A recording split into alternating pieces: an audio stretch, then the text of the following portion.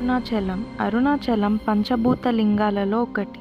ఈ ఆలయాన్ని సాక్షాత్తు విశ్వకర్మ నిర్మించారు. స్కందపురాణ ప్రకారం గౌతమ మహర్షి శివుని ఆజ్ఞ మేరకు ఇక్కడి పూజా విధానం ఏర్పాటు చేశారు.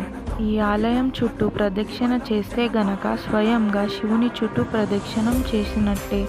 దీనిని గిరి ప్రదక్షిణ అని అంటారు. అరుణాచలంలో ఆలయం కంటే పర్వతమే ముఖ్యమైనది. ఎందుకంటే అరుణాచలం అనగా అగ్ని తేజస్సు కలిగిన పర్వతం. బ్రహ్మదేవునికి ఇచ్చిన వరం ప్రకారం శివుడు అరుణాచల పర్వతంగా అవతరించాడు అని శివపురాణంలో ఉంది. అందుకని అరుణాచల ఆలయం కంటే ఎక్కువ ప్రాధాన్యత అరుణాచల పర్వతానికి ఇవ్వబడుతుంది. అరుణాచల పర్వతమే సాక్షాత్తు శివుడిగా ఇక్కడి భక్తుల నమ్మకం. అరుణాచల ఆలయం చుట్టూ గిరి ప్రదక్షిణ చేస్తే గనక ఎన్ని కోట్ల జన్మాల పాపాలైనా తొలగిపోతాయి.